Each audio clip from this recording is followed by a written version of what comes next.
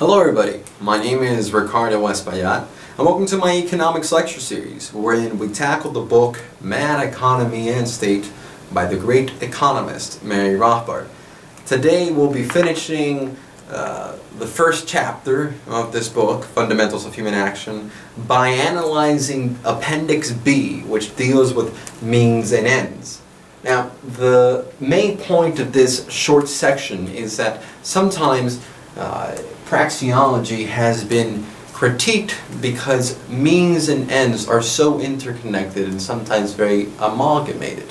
Now, Mary Rothbard gives a good response, but I'm going to provide you my own token to this apparent problem that exists between means and ends. And the apparent problem is that sometimes you might think, oh, my means and ends sometimes coincide. They're both means and ends, so what is this? So they're just like means ends all the time? No. You have to put things in perspective and put them in context in order to understand that human beings, in order for them to achieve their goals, their ends, they need means, and they take different routes of achieving those things, and those different routes are their means. So basically, let me present to you the conundrum so you can see why he wrote this section. So basically, you want to get a job so that you get paid. So that your job becomes a means to an end. But at the same time, you enjoying your job, you finding a good job is an end in itself. So what is it? Is it a mean or is it an end? And you're like, I don't know what to do. No, it's pretty simple. What you need to realize is that when every mean becomes an end, and that end later becomes a mean to another end, and all those ends, eventually your ultimate end is your happiness. So let me organize your mind now.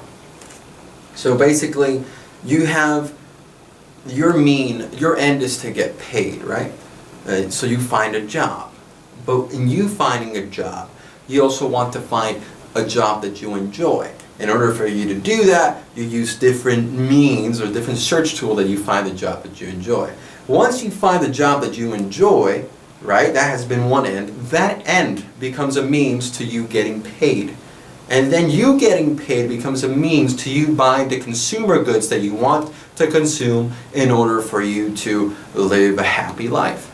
In other words, you see how in the process of going from one set of action to another set of action, ends become means for other ends, if that makes sense. So getting back to example, we want to get paid in order for us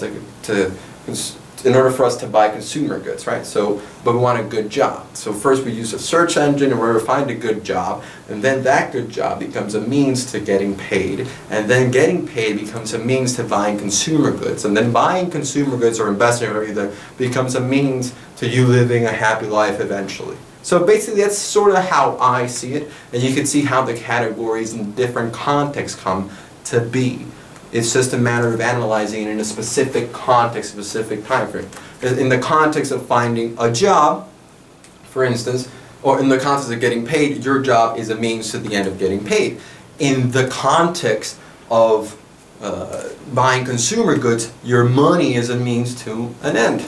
In the context of enjoying consumer goods, in the context of your happiness, basically the consumption of your consumer goods, the consumption of your time is the means to your end, which is your happiness or the fulfillment of this time on earth.